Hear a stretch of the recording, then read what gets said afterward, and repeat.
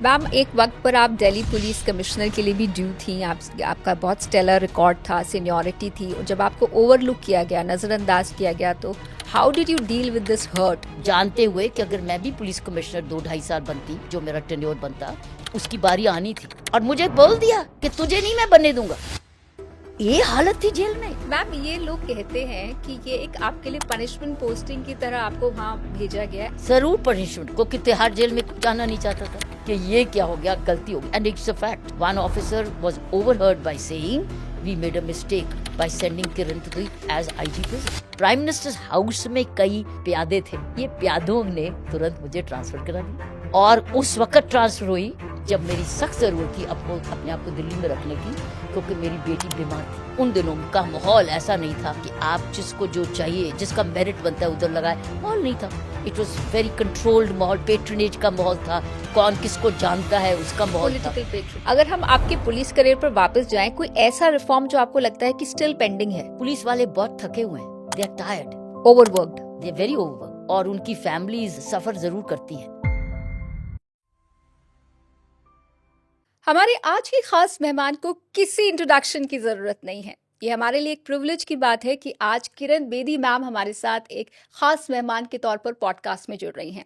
किरण जी को हम सब एक सुपर कॉप के तौर पर तो जानते ही हैं, लेकिन उनका एक लंबा सामाजिक करियर भी रहा है और बहुत सारे अवार्ड्स और बहुत सारे काम उन्होंने अपने करियर में किए हैं, जिस पर आज हम बात करने वाले हैं। मैम, बहुत बहुत शुक्रिया इस पॉडकास्ट में आने के लिए।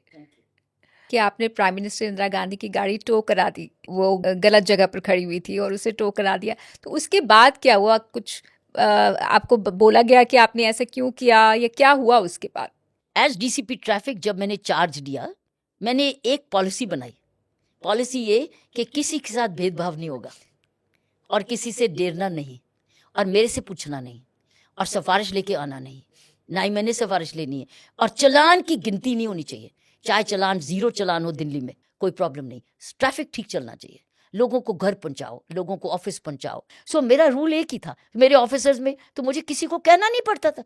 ऐसी प्राइम मिनिस्टर की गाड़ी भी रॉन्गली पार्क्ड थी, तो मेरा एक सब इंस्पेक्टर था निर्मल सिंह, उन्होंने उनको कहा कि ये गाड़ी हटाओ क्योंकि ये सारे रास्ते में कनॉट प्लेस में रुकावट कर रही है। तो उसका जानते नहीं हो ये किसकी गाड़ी है? बोले कि मुझे नहीं जानता। कहता है ये प्राइम मिनिस्टर हाउस की गाड़ी है। तो बोले कोई बात नहीं, सीधा लेके जाओ वहाँ। तो बोले अगर नहीं जाऊँ तो बोले फिर क्रेन लगेगी।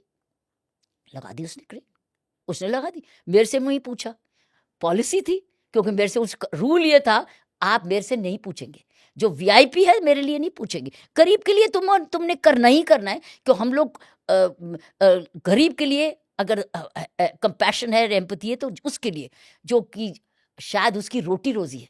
सो इसलिए हो गई। उसके बाद मेरे डीआईजी ने भी, जब मेरे पास श्री ए के टंडन थे, फिर मिस्टर पिले थे, उन्होंने नहीं मेरे से बात की।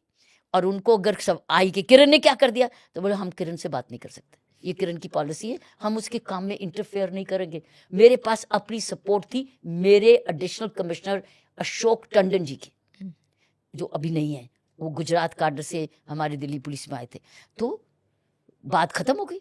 लेकिन उन दिनों में एशियन गेम्स चल रही थी और मेरी सख्त ज़रूरत थी, क्योंकि ट्रैफिक अरेंजमेंट भी था, बहुत इंपॉर्टेंट ट्रैफिक अरेंजमेंट था।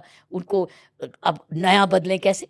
तो उस वक्त मुझे उन्होंने जैसे एशियन गेम्स ख़त्म हुई, तो जो प्राइम मिनिस्टर्स हाउस में कई प्यादे थे, ये प्यादों ने तुरंत मुझे ट्रांसफ़र करा दिया। सो निर्मल सिंह भी ठीक रहा, निर्मल सिंह को कोई नुकसान नहीं होने दिया, कोई ऑफिसर जिसने एक्शन लिया उन पर कोई नुकसान नहीं होने दिया, झेल लिया। मेरी फिर से ट्रांसफ़र होगी तो चलेगी।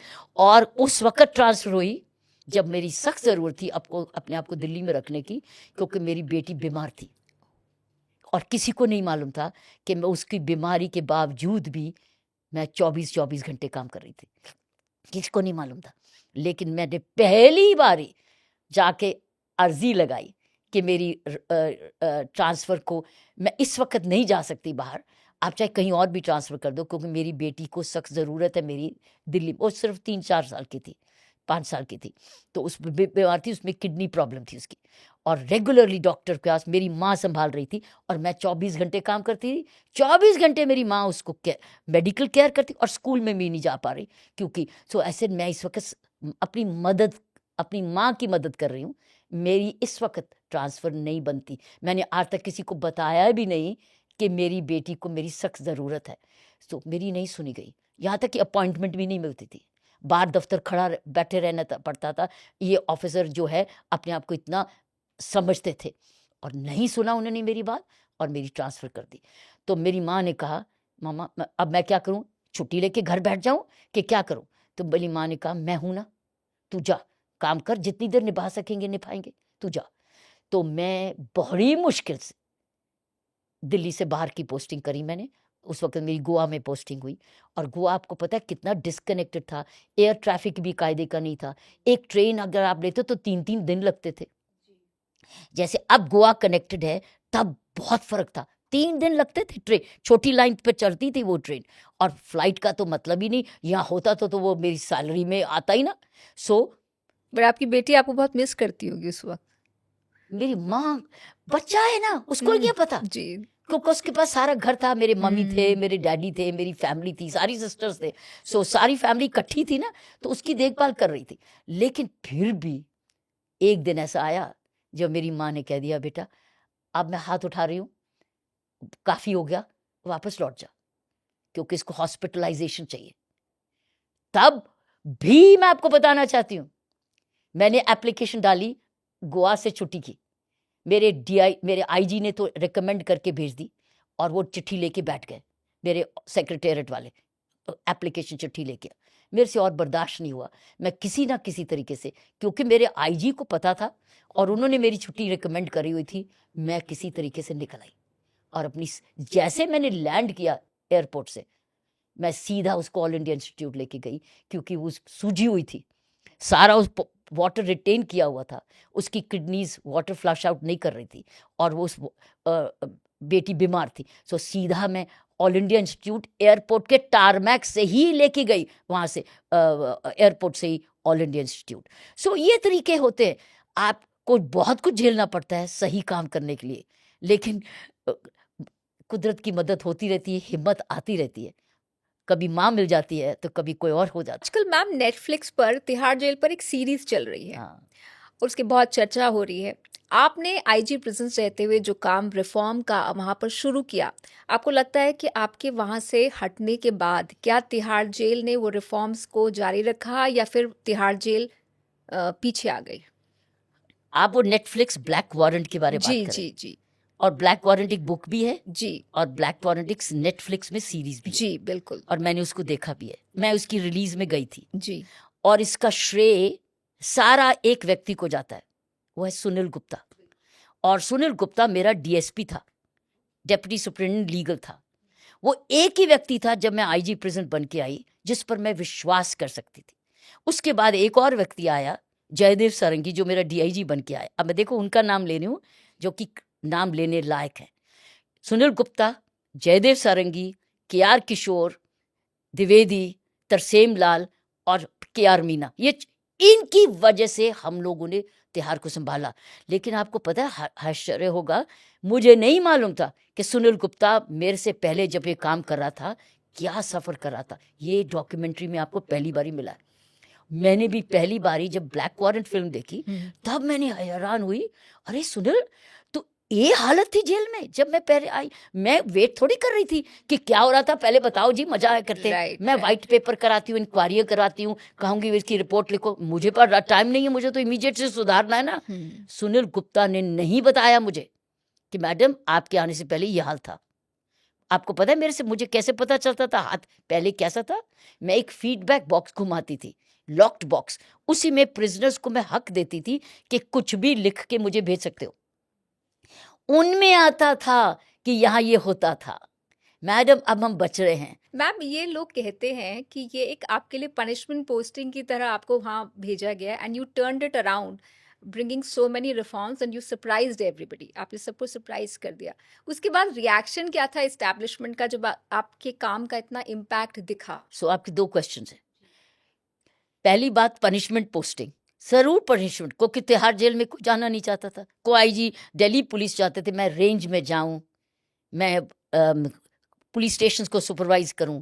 ये पनिशमेंट पोस्ट, क्योंकि मैं भी उस वक्त वेट कर रही थी मेरी पोस्टिंग होनी, क्योंकि मैं मिजोरम से आई थी, हार्ड एरिया पोस्टिंग की, मेरी दिल्ली पुलिस में होनी चाहिए थी। लेकिन उन दिनों का माहौल ऐसा नहीं था कि आप जिसको जिसको जो चाहिए, जिसका मेरिट बनता है उधर लगाए, माहौल नहीं था। इट वाज वेरी कंट्रोल्ड माहौल, पेट्रनेज का माहौल था, कौन किसको जानता है उसका माहौल था। पॉलिटिकल तो पेट्रोनेज। बहुत ज़बरदस्त पेट्रनेजेस थी, किसके पसंदी हैं किसके दोस्ती हैं। मेरा ना पसंदी था ना दोस्त था, मेरे पास सिर्फ अपना काम का आधार था। सो मुझे इन्होंने जेल में भेज दिया, क्योंकि ये पोस्टिंग खाली पड़ी थी बड़ी देर से।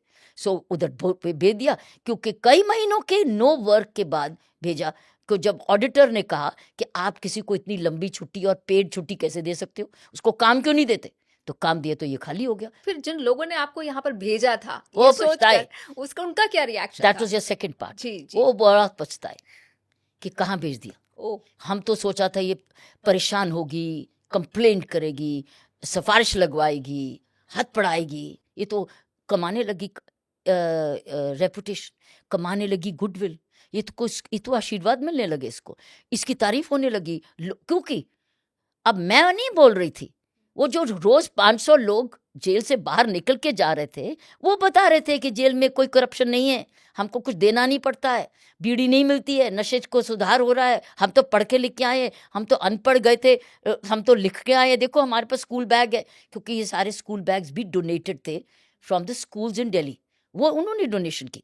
तो वो जाके 500 लोग जब रोज समाज में जा रहे हैं, फॉरेनर्स भी अपनी अपनी एम्बेसी में जा रहे हैं, वो सारे जने खुद ही बोल रहे हैं कि वहाँ का माहौल मारने कुटाई का नहीं है, नशे का नहीं है, मानवता का है, सेव ध्यान का है, प्रवचन का है, भक्ति का है। मैडम तो खुद आती है, रोज हमको मिलती है, पूछती है, हमको तो कपड़े भी देती है, इलाज भी कराती। तो वो सारे उन्होंने एक दिन वाकई में पछताया कि इसको भेजा क्यों यहाँ। अब प्रॉब्लम आ गई, भेजा तो प्रॉब्लम, अब निकालो तो प्रॉब्लम। तो एक दिन, 2 साल ही हुए थे अभी मेरे, मुझे एकदम ऑर्डर आया कि अभी से यहाँ से ट्रांसफर, इमीडिएट अभी ट्रांसफर। जैसे, वापस मुड़ के मत देखना। क्योंकि वो ऐसे डर रहे थे कि अगर वापस मुड़ के देखे तो अंदर हड़ताल ना हो जाए, क्योंकि पता नहीं क्यों, क्या रीजन, कोई करप्शन नहीं, कोई राइट नहीं, कोई एस्केप नहीं, कोई वायलेंस नहीं, सिर्फ यही ईर्ष्या ही ईर्ष्या कि ये क्या हो गया, गलती हो गई। And it's a fact, one officer was overheard by saying we made a mistake by sending Kiran to the as IG prison. उन्होंने कहा it was a mistake. And somebody in the a very senior official in the ministry said गलती हो गई तो निकालो। वो गलती क्यों हुई? तो इंद्रजीत गुप्ता होम मिनिस्टर बन के आए, इंद्रजीत गुप्ता, उन्होंने पता था। और मेरी एक फ्रेंड थी अरुणा असवली नहीं, नफीजा अली। नफीजा अली मेरे पास आई, मेरी दोस्त थी। तो नफीजा ने मुझे कहा, किरण मुझे पता है कि तू सफ़र कर रही है, तुझे प्रमोशन भी नहीं मिल रही, तेरा इंक्वायरी भी चल रही है और तू जवाब भी नहीं दे रही, तो तू ऐसे कैसे कि तू मेरी दोस्त है, चल मेरे अंकल के पास चल। ये इंद्रजीत गुप्ता मेरे अंकल है, मैं तुझे मिलाऊं उनको, तू उनकी बात उनको बात बताओ। मैंने कहा मैंने कहीं नहीं जाना। अच्छा मैं तुझे लेके जाऊंगी। तो ले गई, मेरे उसके अंकल थे। तो नफीजा के, तो उन्होंने मुझे कुछ नहीं बोला। इंद्रजीत गुप्ता ने बोला, मुझे मालूम है, you are a victim of jealousy, you are a victim of envy, मुझे पता है, डोंट वरी किरण।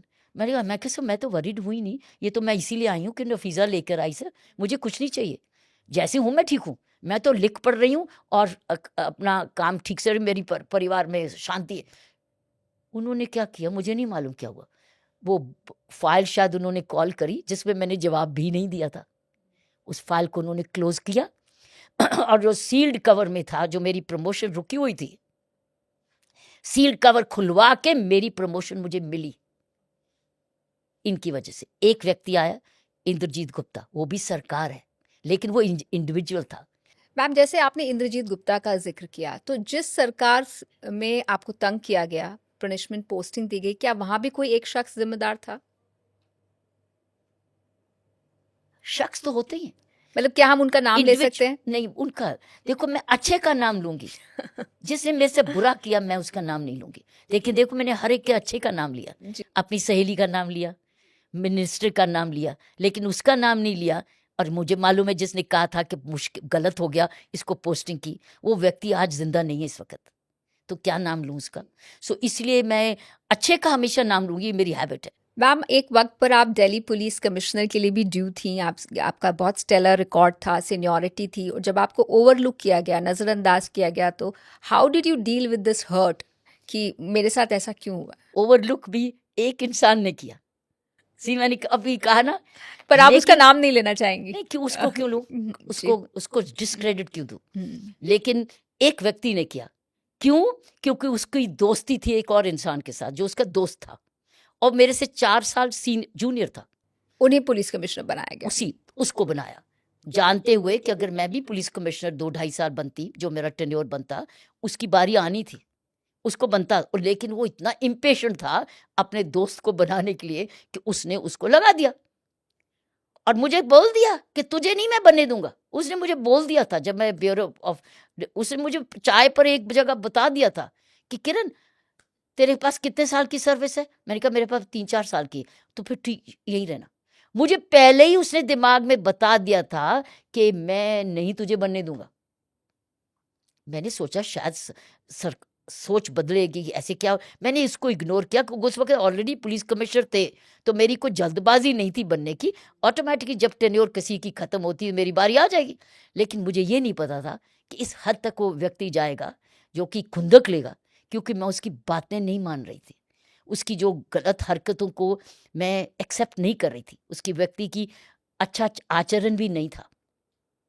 सो आचरण की भी बात थी और उसकी मनमर्जी की भी बात थी। तो उसने ऐसा माहौल बनाया जिसने अपने दोस्त को लगा दिया। और आपको पता है वो न्यूज़ जो है रात को दूरदर्शन पे आई थी।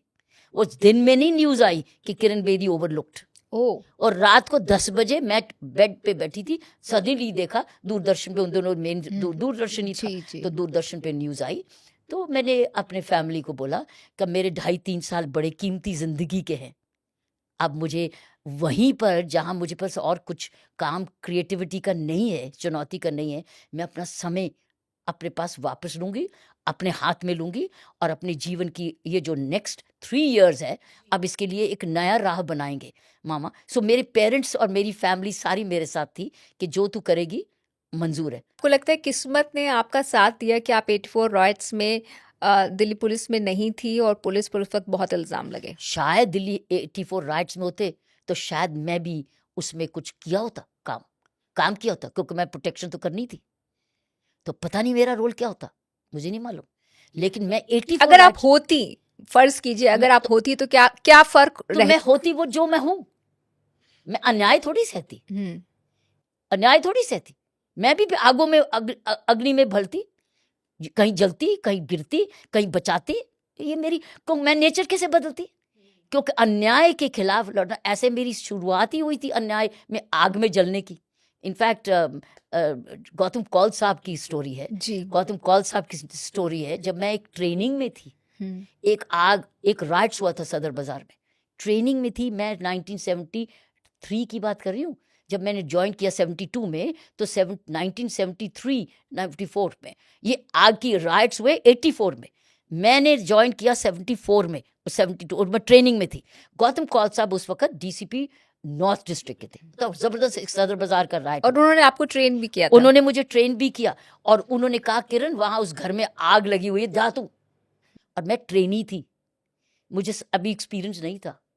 मैंने उस आग से जलते हुए घर से 20 से ज्यादा लोगों को खुद निकाला। तो अकेले? मैंने अकेली, कैसे, अपने आप को हर टाइम गीला करके। बाहर एक पंप था, एक पंप के नीचे बैठ के अपने आप को गीला किया और हर टाइम जाके निकाला उनको। ये मुझे गौतम कौल साहब ने ही बताया, तूने ये किया किरण। मुझे खुद नहीं इतना याद कि मैंने कितनों को बचाया। उन्होंने, एक फिल्म है मेरी डॉक्यूमेंट्री, यस मैडम सर, उसमें उनका इंटरव्यू है और गौतम कौल साहब ने ही कहा कि किरण को तो गैलेंट्री मेडल तब मिलना चाहिए था। वेद मारवा साहब हमारे उस वक्त डीआईजी रेंज थे।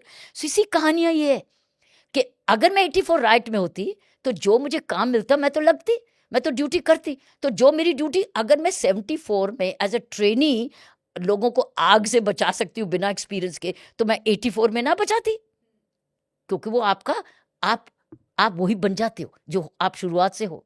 सो आई वुड से कि ये हुआ कुदरत के अपने खेल होते हैं कि कुदरत फैसला करती है तुमने कहाँ कब जाना है, और आपको चैलेंज करती है कि क्या तुम काबिल हो, तुम हिम्मत रखती हो, क्या तुम वही हो जिसने जिसने तुम्हें इस आईपीएस में बनाया, तो अभी भी तुम कायम हो। और क्योंकि मेरे परिवार की स्ट्रेंथ थी, ये मेरी बनी रही। मैम एक सीरियल आया था उड़ान के नाम से, आपको याद हो, दूरदर्शन में, जिसमें एक लड़की को दिखाया गया कि वो आईपीएस ऑफिसर बनना चाहती है, बन क्या आपको लगता है वो आपसे इंस्पायर्ड था? Because you were the first IPS as a वो एक वुमन। बड़ी अच्छी डायरेक्टर थी कविता चौधरी, जो मेरी कजन सिस्टर थी, और उसकी सिस्टर थी कंचन चौधरी, वो उसकी बहन थी, और वो second woman in the Indian police service. उसने मुझे भी देखा, अपनी बहन को भी देखा, और कुछ इस बैकग्राउंड की बनी, तो उसने ये फिर सीरियल बनाया।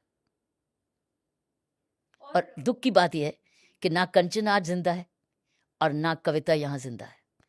मैं जिंदा हूं जो आपको बताने के लिए कि इसकी स्टोरी की बैकग्राउंड क्या है। और जो उसने दिखाया है, उसके फादर यही लीगल बैटल्स लड़ते रहे, क्योंकि वो मेरे अंकल थे, फैमिली थे, उनकी लैंड डिस्प्यूट्स रहते थे। सो कविता ने कंचन को भी देखा, और Kanchan is the second woman in the Indian police service, और उसको आईपीएस में लाने वाली भी मैं थी। मैं जब वो फॉर्म भर रही थी यूपीएससी का, मैंने कहा भर IPS, it's very good service को मैं आ चुकी थी। मैंने कहा कंचन आईपीएस भर, फर्स्ट प्रेफरेंस। तो उसको फर्स्ट प्रेफरेंस आईपीएस में मिल गई, और वो बहादुर वो भी थी।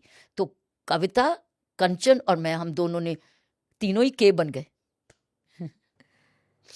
उसके बाद बहुत सारी फिल्मों में, हिंदी फिल्मों में, हम महिलाओं को भी, जैसे एक्ट्रेसेस को, हेमा मालिनी को एक महिला पुलिस ऑफिसर के रोल में भी देखने लगे थे। तो वो क्या आपकी करियर से, आपकी पर्सनालिटी से इंस्पायर्ड होता था? क्योंकि उससे पहले नहीं होता था कि कोई एक्ट्रेस आईपीएस बनी हो या पुलिस ऑफिसर बनी हो। ये सही है कि कर्तव्यम फिल्म, जिसमें विजय शांति को नेशनल अवार्ड मिला, उसने वही रोल प्ले किया था। वो आपसे इंस्पायर था? फर्स्ट नेशनल, मैंने फिल्म को क्लैप किया था जाके। मैं और अमिताभ बच्चन दोनों गए थे उसकी फिल्म को क्लैप करने के लिए, and it was called Kartavyam. वो हिंदी तेलुगु में थी। मैं बड़ी डर रही थी कि इसने मेरा रोल प्ले किया कुछ इंसिडेंट्स में, और मेरे से इसने क्लैपिंग कराई पहले शॉट की, तो कहीं इसकी फिल्म खराब ना हो जाए। और मैंने प्रार्थना की कि भगवान इसकी फिल्म को खूब खूब खूब तरक्की दे। And can you believe it, Vijay Shanti won her national award on this film Kartavyam, इसी पर। सो उसके बाद तो हिंदी के बड़ी उसकी दूसरे लैंग्वेज वर्जन्स बने, रीमेक्स हुए। जी किरण जी, आप पहली महिला आईपीएस ऑफिसर थी, तो आपने वो ग्लास सीलिंग तोड़ी, जिसकी बात हम अक्सर कॉर्पोरेट वर्ल्ड में करते हैं कि महिलाएं वो ग्लास सीलिंग तोड़े। छोटी उम्र से ये सोच लिया था कि मैं होम बाउंड नहीं बनूंगी, मैं बच्चे पैदा करने वाली मशीन नहीं बनूंगी। जो उस वक्त का माहौल था कि औरत बच्चे ही पैदा, खूब सारे बच्चे दे, पुत्र दे भी दे, पुत्री या से घर की ज्यादा, देखभाल करे। और फिर पूरे घर की देखभाल करे। मैंने सोच लिया था घर तो होगा, घर तो है, घर तो है, माँ पेरेंट्स बाप का का घर क्या है, है। पेरेंट्स, मेरा घर तो है, मेरे पास घर है, मेरे पास सब कुछ है, लेकिन मुझे अपना जीवन कैसे जीना है? उस तरीके से जीना है जिसमें माहौल समाज में देख रहे थे कि दूसरे घर जाए, माइग्रेंट बन जाए और पुत्र पैदा करे। मुझे ये पसंद नहीं था। तो छोटी उम्र से ये रिजेक्शन आ गई थी। तो वाई ये नहीं, ना वाई वेयर, ये नहीं तो किधर? किधर मीन्स अपने पर, अपने पाँव पर खड़े होना, अपनी सेल्फ रिलायंस करना, अपने आप को केपेबल बनाना, कमाना, काम करना। बिजनेस नहीं था दिमाग में, बिजनेस नहीं था, क्योंकि बिजनेस की बात ही नहीं होती थी घर में, पैसे की बात नहीं होती थी, एक सेवा भाव थे घर में, सिर्फ सेवा भाव था। जब लार्जर गुड की बात करते हैं तो आपने पॉलिटिक्स में भी हाथ आजमाने की कोशिश की, हालांकि वो ज़्यादा लंबा नहीं रहा। आप अरविंद केजरीवाल के साथ भी रहीं, उन्हें नज़दीक से देखा। उसके बाद आप लोगों के रास्ते अलग हो गए, अरविंद केजरीवाल सीएम बने। How did he do as a CM? अगर हम एक पॉलिटिकल ऑब्जर्वर की तरह, एक सोशल ऑब्जर्वर की तरह कहें, आपकी क्या राय? Politics was not my choice. Politics नहीं, fighting an election was not my choice.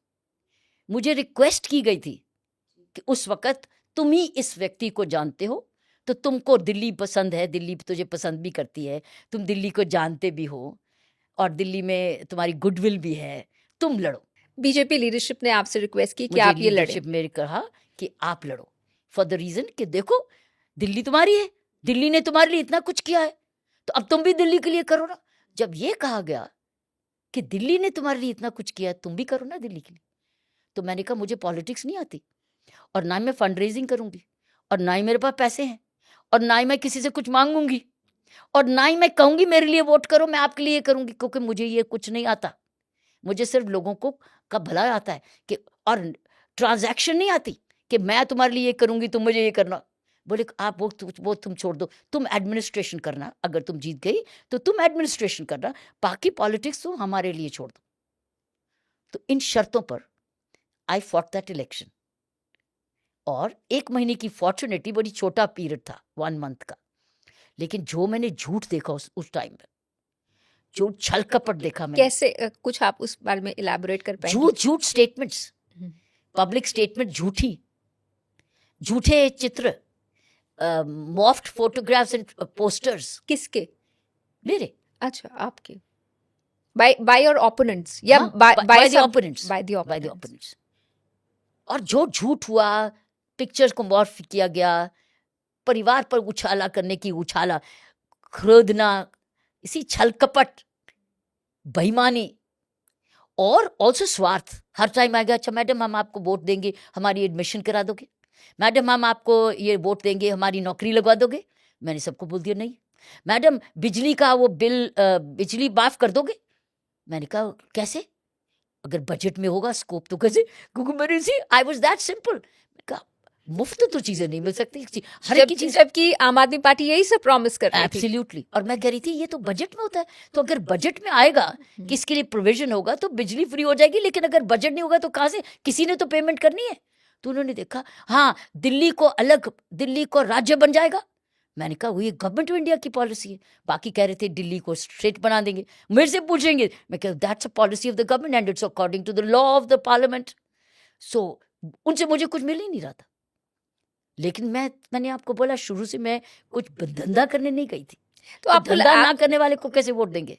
Opponents ने तो लेकिन आपको- एक भी जी, एक सर्वे हुआ था 3 दिन पहले, वोटिंग से 3 दिन पहले, the survey was showing me more You were ahead. More ahead. अच्छा. लेकिन लास्ट 2 डेज में जो झूठ बोले गए कि ये जब आएगी शराब की दुकानें बंद करा देगी, ये जब आएगी तो आपको कोई फ्री नेट इंटरनेट नहीं टीम मिलेगा. केजरीवाल की तरफ से. सभी उनकी वजह, मैं किसी का नाम नहीं ले रही, उसको ये करेगी, ये आपको मार पिटाई होगी, ये खूब पुलिस वाली कोटे कुटाएगी आपको.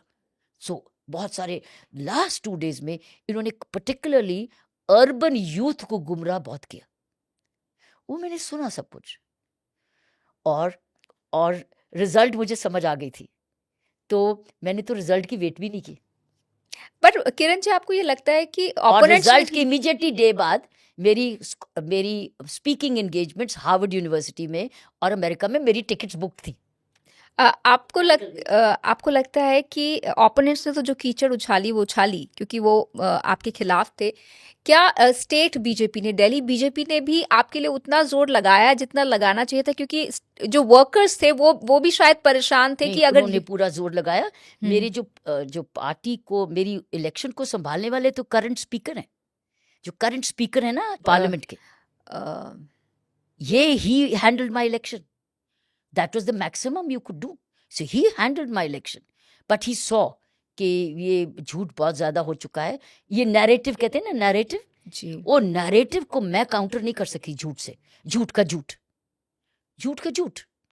सो अब वो ना इतने गला फाड़ के मेरे पास आवाज थी, सी, और बीच में मेरी आवाज भी उड़ गई थी. सो गला फाड़ने की वाली आवाज उड़ गई थी. सो लेकिन कुछ मैंने बताया कि मैं जब हारी थी, मैं अटैच नहीं थी पॉलिटिकल लाइफ से, तो मैं अपने एकेडमिक काम के लिए इमीडिएटली ट्रैवल पर, मेरे कुछ कैंसिल नहीं होता, मैंने कैंसिल किए भी नहीं थे अपने ट्रैवल कमिटमेंट्स, तो मैं चली गई बाहर. As a social and political observer, आपको क्या लगता है कि दिल्ली में 10 साल अरविंद केजरीवाल सीएम रहे, आप उनके काम को कैसे देखती हैं? जिस अपेक्षा से वो आए थे, बहुत बहुत गिर गए। जिस जिस एंटिसिपेशन से, एक्सपेक्टेशन से वो आए थे और कमिटमेंट से आए थे, उसको उन्होंने मैच नहीं करा पाए, जिसके लिए लोगों ने देख लिया कि धोखा हो गया। सो आई थिंक दे सॉ कि मिसट्रस्ट हुआ, ब्रीच ऑफ ट्रस्ट हुआ। जैसे कि clear evidences of his house, किस तरीके से पब्लिक मनी को बहाया, किस तरीके से एडवर्टिजमेंट्स में पब्लिक मनी को बहाया।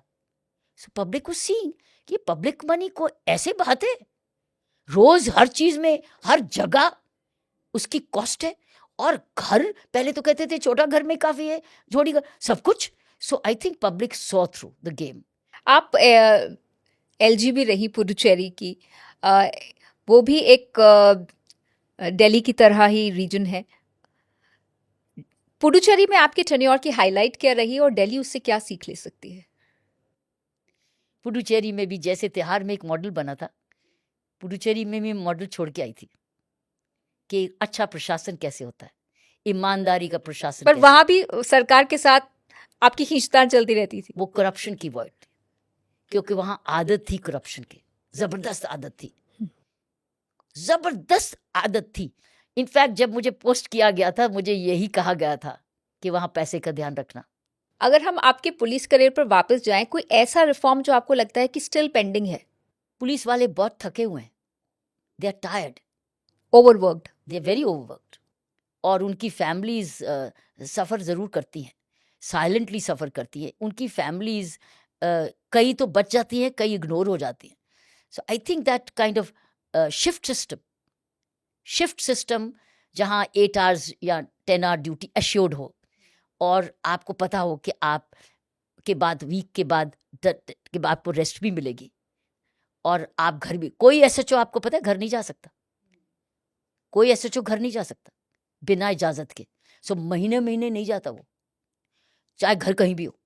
दैट मीन्स चोरी करके जाता है क्या? कैसे जाता है? कैसे रह सकता है? उसकी फैमिली कैसे जुड़ सकती है? So it's a very very compressing work. Delhi police इतना हैवी, इतना इम्पॉर्टेंट काम, इतना चैलेंजिंग वर्क, राजधानी को ऐसे फ्री रखना of crimes and terrorism etcetera is no joke. और आज साइबर क्राइम इतना ज़्यादा बढ़ गया है। सो मैं समझती हूँ कि इस बड़ी चुनौतियों का फैसला कर, और इतनी हैवी पॉपुलेशन, इतनी ज़बरदस्त ट्रैफिक मैनेजमेंट, जहाँ गाड़ियाँ और बिल्डिंग कंस्ट्रक्शन हो ही जा रही है, वाटर की शॉर्टेज हो ही जा रही है, सारी सिविक शॉर्टेजेस भी एंड सिविक चैलेंजेस भी, बहुत क्रेडिटेबल वर्क कर रही है। और मैं ये कहूँगी कि लेकिन पुलिस वालों को भी राहत एट चाहिए। There cost, it is at the cost of their health, it's at the cost of their family. तो अपनी हेल्थ पर भी ध्यान नहीं दे पाते, फैमिली को तो अटेंड कर ही नहीं पाते, क्योंकि उनको रेस्ट नहीं है, उनको रिलैक्सेशन नहीं है, उनको अनवाइंडिंग नहीं है, पर्टिकुलरली दोज जो कि 24/7 के काम में करें। दूसरे हैं जिनका 8 आवर्स जॉब है, जैसे पुलिस कंट्रोल रूम होगा, या स्पेशल ब्रांच में होगा शायद, या ट्रेनिंग में होगा, तो वहाँ तो राहत है। लेकिन अगर आप क्राइम कंट्रोल पर जाओ, जो कि which is the primary thing, उसमें अगर कोई एसएचओ पोस्ट हो गया है, तो उसको फिर अपना सब कुछ भूल के करना पड़ेगा। That means you need a little Respite. नहीं, लिटिल शिफ्ट सिस्टम, Shift जिसमें फिर आप वो जाए तो उसको छेड़ो मत। And also separation of investigation from law and order. वही ऑफिसर लॉ एंड ऑर्डर भी कर रहा है, वही ऑफिसर इन्वेस्टिगेशन भी कर रहा है, वही ऑफिसर कचहरियों में भी जाके अदालतों में ही चक्कर ला काट रहा है, वही आदमी रिलीफ, विक्टिम रिलीफ भी दे रहा है। सो मैं समझती हूँ एक ही आदमी कितनी जगह पिसेगा। So we have not separate. इसके लिए क्यों क्यों क्यों क्या चाहिए? More manpower, more manpower, more police station. ना आपके पास जगह और बची है, ना आपके पास बजट इतना ज़्यादा है, तो कैसे करोगे आप? सो इसीलिए जो पोस्ट हो गया एसएचओ, वो तो यहाँ तो बहुत खुश है कि मैं एसएचओ हूँ। I think this brings to my next question about work life balance. आजकल की, चाहे हम पुलिस को अलग भी रख दें, वर्क लाइफ बैलेंस की बहुत ज़रूरत है। बहुत सारे लोग बहुत ओवरवर्क भी हैं अपनी कॉर्पोरेट लाइफ में। वर्क लाइफ बैलेंस को कैसे इंश्योर किया जा सकता है आपकी राय? बड़ा रेयर होता है, और ऐसे केसेस मैंने देखे हैं कि जहाँ women have succeeded because their ससुराल बिकेम द मायका। I am one of those. Look at that. So therefore, you are probably an exception. But if you do a survey, then it is very tough. You have to manage them. That's a balance. How do you work-life balance them? Unki health issues, unki care. So I would say that I wish that हर एक का आदमी को तो मायका मिल गया, पिया का मिल गया, आदमी का मिल गया, अपना घर है, वो तो अपने घर में ही है. लेकिन घर से हट के कौन जाता है? औरत. जिसको बैलेंस जाना है, जिसको बैलेंस करना है, वो है औरत. और अगर उसको ससुराल मिल गया जो मायका बन गया तो कामयाब हो गया. लेकिन अगर उसको ससुराल मिला और उसको मायका वो नहीं बना, उसको तो मायका चाहिए था जहां माँ उसको भेजे काम पे. माँ कहे मैंने तुझे लायक बनाया था, तू जा काम कर, छोड़ना मत. और अगर मदर बन गई तो फिर उसका बच्चा कौन संभालेगा? सो इसीलिए I think the biggest challenge here is thinking for, particularly for women in police, कि मायका मत छोड़ना, अपने मायके में रहो. Ask the husband to join you. You need your parents. So ask, marriage करने से पहले ये पूछो, मेरे घर में रहोगे? So ये मैट्रियार्कल और मैट्रियार्कल सिस्टम छोड़ दो अब. It is now called noarchy. Neither patriarchy nor matriarchy. It's a noarchy. So noarchy is I need my parents for, and if we have to become a parent also, then I need my mother. क्योंकि mother के पास आप कुछ भी छोड़ के जा सकते हो. तो इसलिए, लेकिन अगर आप सोचो, और अगर if you are into another sasural and where the mother-in-law is also working and she also expects support, what will you do? How will you handle motherhood? फिर motherhood को समझदारी से करो. Are you ready to be a mother? Because moment you are a mother, your body changes, your biology changes, your energy changes, your responsibilities change, your expectations अपने से भी change. बहुत challenging है. वर्क विद मदरहुड, मैं समझती हूँ औरत अपने लिए एक नया चैलेंज क्रिएट करती है. उसकी जॉय अलग है, शादी का जॉय अलग है, मदर का चैलेंज अलग है, फैमिली का चैलेंज. लेकिन जो उसको उसका इफेक्ट, अगर वो बैलेंसिंग फैमिली सपोर्ट नहीं मिलती, सबसे बड़ी चुनौती उसका काम नहीं है, उसकी फैमिली मैनेजमेंट है. और अगर फैमिली मैनेजमेंट में फैमिली मैनेजर नहीं है, which is her mother, then she will, you know what she'll look for? कि मुझे ऐसा जॉब मिल जाए जो मुझे घर पहुंचा दे शाम को 5 बजे. तो पुलिसिंग में तो ऐसा कोई काम होता नहीं. होता क्या है, अगर मान लो ऐसे ऐसे ढूंढती रहती है, उसको कहीं इधर से हेल्प चाहिए, कहीं उधर से हेल्प चाहिए, कहीं इधर से सिफारिश चाहिए, to somehow manage a non field posting. और फिर वो दफ्तरी बन जाती बेचारी, तो फिर वो नाम नहीं कमाती, फिर वो काम करती है, फिर वो नौकरी कर पाती है. लेकिन वो जो IPS ऑफिसर से एक्सपेक्टेशन होती है लीडरशिप की, वो लीडरशिप में उभरना वो बहुत मुश्किल हो जाता है. सो इसलिए उसके लिए उसको हेलीपैड, जो माँ का हेलीपैड है ना, मायके का हेलीपैड, वो 100% चाहिए. सो इसलिए इसमें मायके और ससुराल की बात नहीं है for this kind of woman. It's a home and her own home, जिसमें से वो माइग्रेट आउट ना करे. 2 होम्स रखे, तेरा घर भी मेरा घर भी, तुम भी आ जाना मैं भी आ जाऊंगी, लेकिन हम लोग, मेरा घर जो है, मुझे अपनी माँ की सपोर्ट चाहिए. और अगर माँ भी तैयार है, it's very important that parents are also willing. But I think this is the biggest challenge for particularly in India. Foreign countries में क्या होता है, दोनों जने निकल जाते हैं, अपना घर बनाते हैं, सपोर्ट करते हैं सिस्टम्स के, डिसाइड कर लेते हैं. इधर अपना घर नहीं बनाते. कोई ना कोई फैमिली चाहती है वो मेरे पास रहे, लड़का मेरे पास रहे और लड़की चली जाए. लेकिन लड़की अगर काम कर रही, तो ऐसा काम कर रही, तो हमारा कल्चर और वेस्टर्न कल्चर में बड़ा फर्क है. सो इंडियन कल्चर में a working woman of my kind of work needs a मायका, needs a maternal home to continue to support her. आज मैं जो भी हूँ, मैं फैमिली के सपोर्ट की वजह से हूँ. और अगर मेरा मायका, मेरी मदर, मेरा हेलीपैड नहीं होती, तो मैं हर चुनौती का सामना इस प्रकार नहीं, क्योंकि मेरी सबसे बड़ी चुनौती हेल्थ ही आई है. बेटी की हेल्थ आई, मेरे फादर की health I. It came repeatedly and it was not easy to handle it. It was because of the rock support of my mother and my family. So I think it's important कि जब आपने ये balance का पूछा है, ये बहुत, that is a new way of looking at Indian culture. And India है तो Indian woman, और उसका ससुराल जाएगा तो अब तो शादी हो गई है, इधर आना, तो वो कहेगी मैं कहाँ आऊँ, मेरा कल का मेरा काम, मेरा ये भी काम, मैंने तो अपने काम ऐड कर लिया. मैंने अपनी जिम्मेवारी बढ़ा दी, लेकिन मेरी जिम्मेवारी बांटेगा कौन? और अगर हस्बैंड भी सोच रहा है कि अब तो मेरी शादी हो गई, अब तो मेरी भी केयर होगी, तो वो किस किस की केयर करेगी? So I think this is the biggest social issue today. And it is for lots of working women, not just women in police. I am sure आपकी बातें हम कितना लंबा कर सकते हैं, वो इंस्पायरिंग ही रहेंगी, लेकिन वक्त का भी तकाजा है। बहुत बहुत शुक्रिया किरण जी, आपने अपने करियर की, अपने लाइफ की इतनी सारी बातें हमारे साथ शेयर की, और आज की हमारी ऑडियंस को ये ज़रूर बहुत प्रेरित करेंगे और बहुत कुछ सीखने को मिलेगा कि कैसे आपने कॉन्फ्लिक्ट्स को हैंडल किया और कैसे आपने न सिर्फ नाम कमाया बल्कि बहुत सारा काम भी किया। Thank you so much for नहीं, कमिंग ऑन द मैंने तो पॉडकास्ट। जिस लक्ष्य के लिए आई थी, जिस पर्पस के लिए इंडियन पुलिस सर्विस से आई थी, वो आज तक वही निभाने की कोशिश करती जा रही हूँ। किरण जी अभी भी सोशल सर्विस कर रही हैं अपनी एनजीओ के ज़रिए, और बहुत ही शानदार काम नवज्योति फाउंडेशन के ज़रिए चल रहा है। Thank you so much ma'am. Thank you.